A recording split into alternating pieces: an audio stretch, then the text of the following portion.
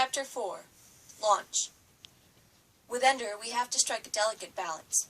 Isolate him enough that he remains creative, otherwise he'll adopt the system here and we'll lose him. At the same time, we need to make sure he keeps a strong ability to lead. If he earns rank, he'll lead. It isn't that simple. Mizrakim could handle his little fleet and win. By the time this war happens, there will be too much, even for a genius. Too many little boats. He has to work smoothly with his subordinates. Oh good, he has to be a genius and nice, too. Not nice. Nice will let the buggers have us all. So you're going to isolate him. I'll have him completely separated from the rest of the boys by the time we get to the school. I have no doubt of it. I'll be waiting for you to get here. I watched the vids of what he did to the Stilson boy. This is not a sweet little kid you're bringing up here. That's where you're mistaken. He's even sweeter than he looks, but don't worry. We'll purge that in a hurry. Sometimes I think you enjoy breaking these little geniuses. There is an art to it, and I'm very, very good at it. But enjoy? Well, maybe. But they put back the pieces afterward, and it makes them better. You're a monster. Thanks. Does this mean I get a raise?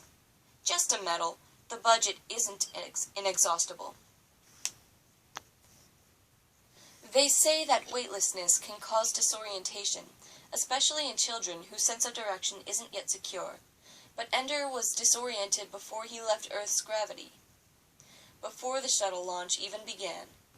There were 19 other boys in his launch. They filed out of the bus and into the elevator. They talked and joked and bragged and laughed. Ender kept his silence. He noticed how Graf and the other officers were watching them, analyzing. Everything we do means something, Ender realized. Them laughing, me not laughing.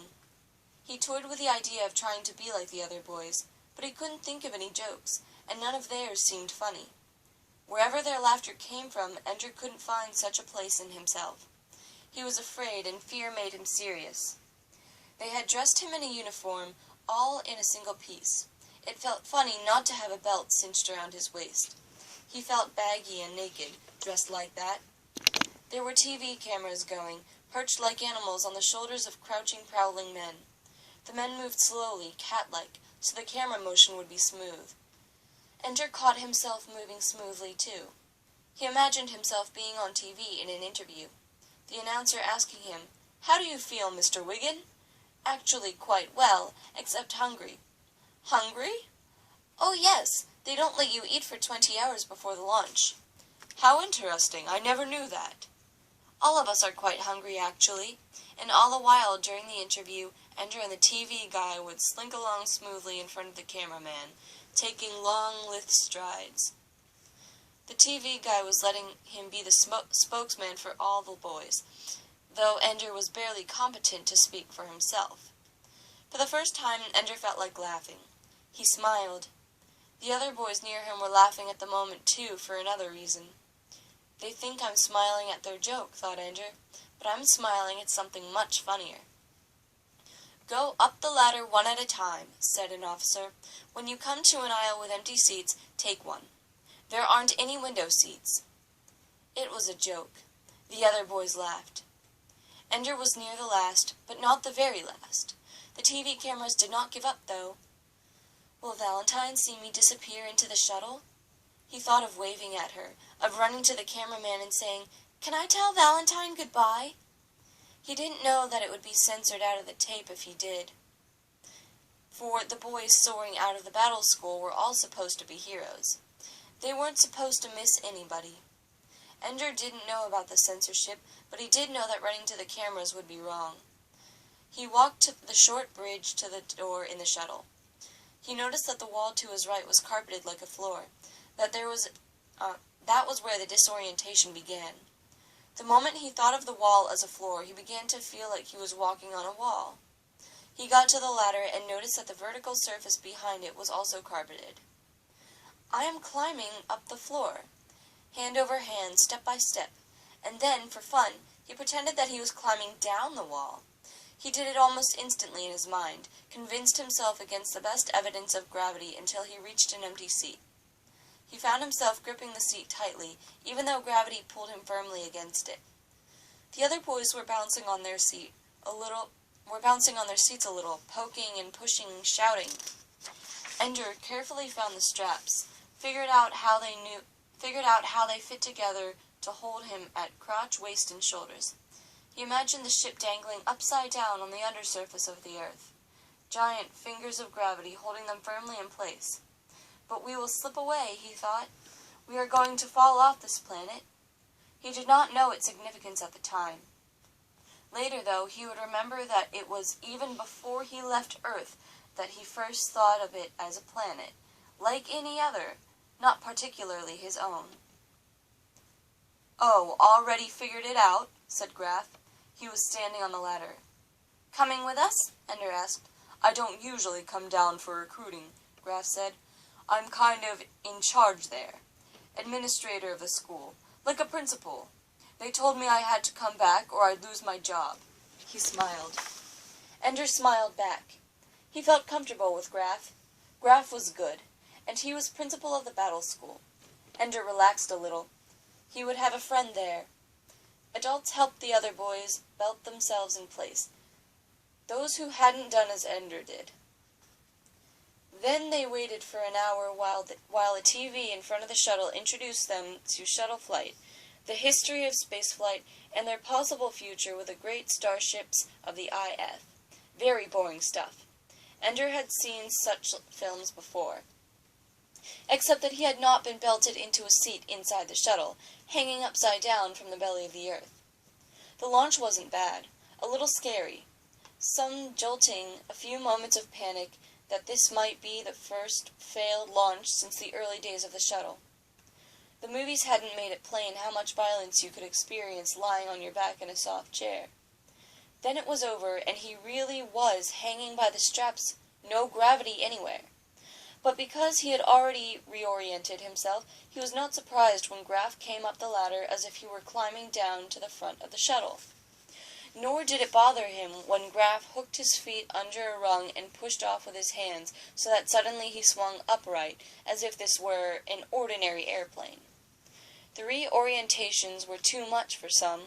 One boy gagged. Ender understood then why they had been forbidden to eat anything for 24 hours before the launch. Vomiting in null gravity wouldn't be fun. But for Ender, Graf's gravity game was fun, and he carried it further, imagining that Graf was actually hanging upside down from the center aisle, and then picturing him sticking straight out from a side wall. Gravity could go any which way, however I want it to go.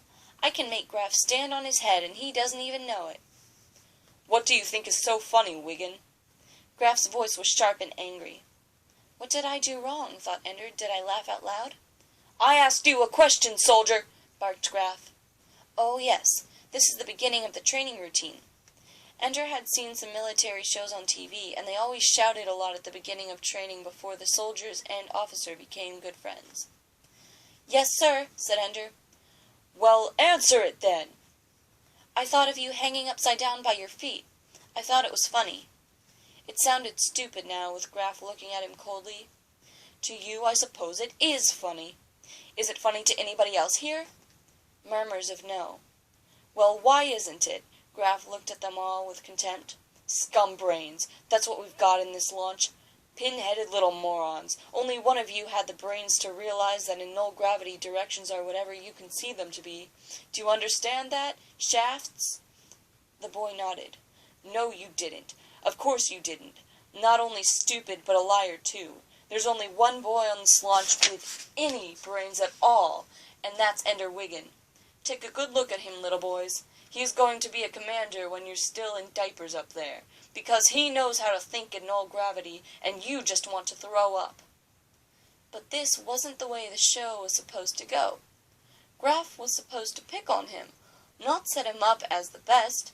They were supposed to be against each other at first, so they could become friends later. "Most of you are going to ice out.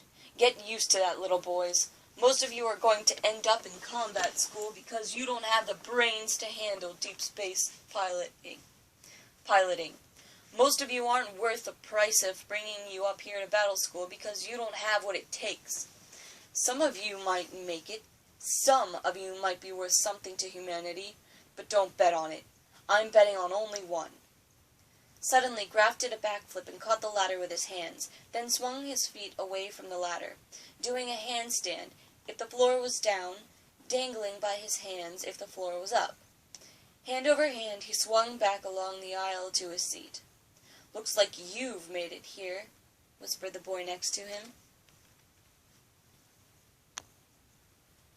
"Looks like you've got it made here," whispered the boy next to him. Ender shook his head. "Oh, won't even talk to me," the boy said. "I didn't ask him to say that stuff," Ender whispered. He felt a sharp pain on the top of his head. Then again, some giggles from behind him. The boy in the next seat back must have unfastened his straps. Again a blow to the head. "Go away," Ender thought. "I didn't do anything to you." Again a blow on the head. Laughter from the boys. Didn't Graf see this? Wasn't he going to stop it? Another blow. Harder. It really hurt. Where was Graf? Then it became clear. Graf had deliberately caused it. It was worse than the abuse in the shows. When the sergeant picked on you, the others liked you better. But when the officer prefers you, the others hate you. "Hey, fart eater," came the whisper from behind him. He was hit on the head again. "Do you like this? Hey, Superbrain, is this fun?" Another blow, this one so hard that Ender cried out softly with the pain. If Graf was setting him up, there'd be no help unless he helped himself. He waited until he thought another blow was about to come. "Now," he thought, and yes, the blow was there. It hurt, but Ender was already trying to sense the coming of the next blow. Now, and yes, right on time. "I've got you," Ender thought. Just as the next blow was coming, Ender reached up with both hands, snatched the boy by the wrist, then pulled down on the arm. Hard. In gravity, the boy would have been jammed against Ender's seat back, hurting his chest. In null gravity, however, he flipped over the seat completely, up toward the ceiling. Ender wasn't expecting it. He hadn't realized how null gravity magnified the effects of even a child's movements. The boy sailed through the air, bouncing against the ceiling, then down against another boy in his seat. Then out into the aisle, his arms flailing until he screamed as his body slammed into the bulkhead at the front of the compartment, his left arm twisted under him. It took only seconds. Graf was already there, snatching the boy out of the air. Deftly he propelled him back down the aisle toward the other man. "Left arm. Broken, I think," he said. In moments the boy had been given a drug and lay quietly in the air as the officer ballooned a splint around his arm. Ender felt sick. He had only meant to catch the boy's arm. No, he had meant to hurt him, and he had pulled with all his strength. He hadn't meant it to be public, but the boy was feeling exactly the pain that Ender had meant him to feel. Null gravity had betrayed him, that was all. "I am Peter. I am just like him," and Ender hated himself.